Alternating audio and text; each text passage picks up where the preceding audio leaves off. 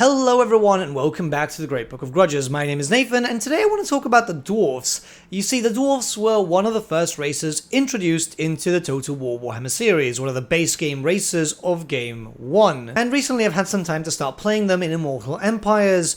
They're a great race, they've got loads of stuff like, for example, a very strong tech tree, but they're lacking quite a bit, and that's made me realize quite a few flaws that the race has itself, which could obviously be fixed up with the potential of a future DLC. Because let's be honest, the Dwarfs do actually need a DLC. Because some of you may not know this, but they haven't actually gotten a lot of new stuff since Warhammer 1. Yes, Forik did come in Warhammer 2, and they do have 5 legendary lords, but only one was actually from a DLC. The Dwarfs themselves got updates through the form of 2 relatively minor reworks, and let's be honest, it didn't do too much. The fact is that the item crafting was just basically taken away from the Tomb Kings, but at least the second update brought in the rune abilities, which effectively gave the Dwarfs a little bit of magic, even though it's just runes, but you know what I mean.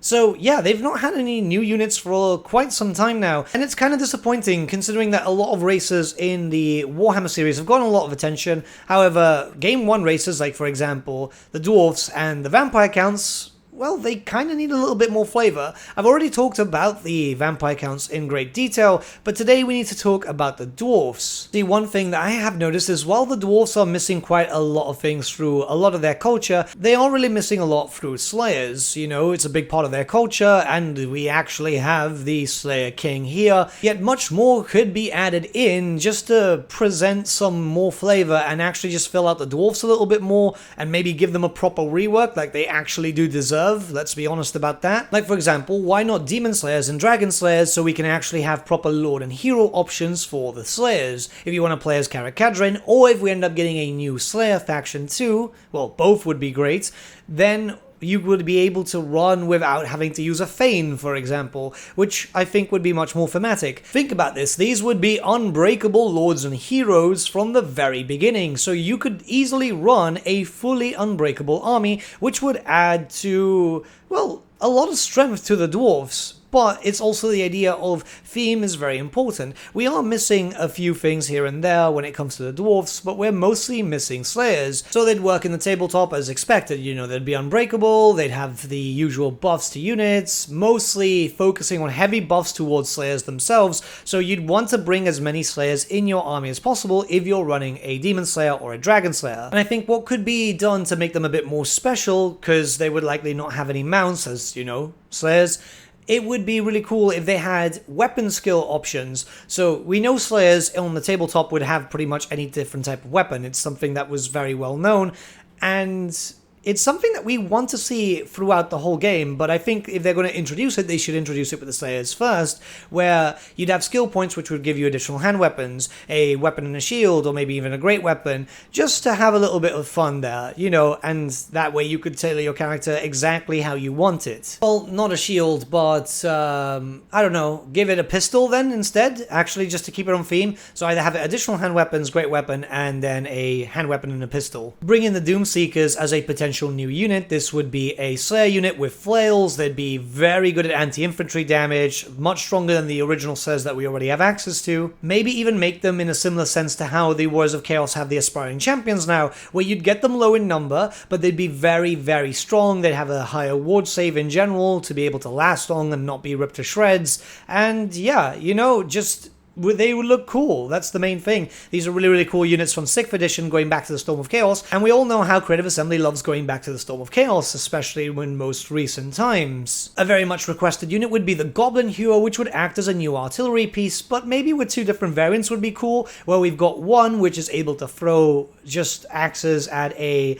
pretty good speed to be able to do some damage, but then have a melee Oni variant which just rips apart the enemy. It would just cost less, whereas the original would still be able to rip apart your enemies in close combat, but you've got the added variety of being able to fire too. I think something like that would work very well, and it would just add a little bit of variety, especially since, like, you know, the dwarfs are known for war machines. This is a very impressive war machine, and it would just be cool. You know, cool factor is a big thing here. Bring in the Slayer Pirates, Dwarfs, which would kind of act in a very similar way as the Free Company, but obviously stronger. And you've got a unit here which could do damage, because, you know, they're still Slayers, but also have a little bit of range, fire on the move, maybe be a bit of a skirmishing unit, and it just adds a little bit more flavor. With all this, you pretty much have a proper Slayer roster, don't you? Plus, let's be honest, Slayer pirates look kind of cool. Again, yes, cool factor, but I've always really liked these miniatures. I'm a big fan of the Storm of Chaos if it isn't very obvious here. And this gives you a little bit of range. Keep in mind that Slayers are not supposed to have range, they're supposed to get into combat, and these pistol units are just there to get closer but do some damage as you're getting closer, so I think it works really well and it's quite thematic. Now, obviously, we need to think about a big unit, because when it comes to DLC nowadays, there's always a big flagship unit which sells the DLC more than anything else. Keeping towards the Slayer theme, believe it or not, would be the Thunderbarge. I know you wouldn't link this to Slayers, but it was actually well known that the Slayer engineer Malachi was a creator of many Thunderbarges, so it would make sense to actually do this.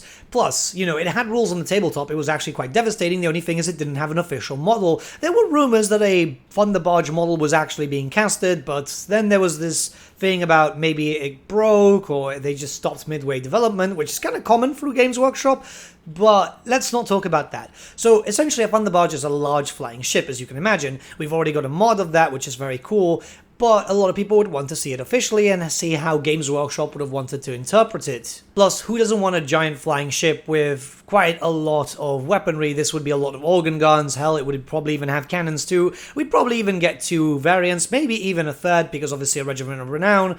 So yeah, I mean, this would be kind of fun, and yeah, cool factor. I know, I say that a lot, but it's mostly what we're all after, isn't it? So if you look at all these possible units, we've already pretty much got a full DLC's worth. Well, barring legendary characters, but we'll get to that in just a small minute. But I think this is quite healthy, and it does open up for the future for a possible third DLC for the Dwarfs.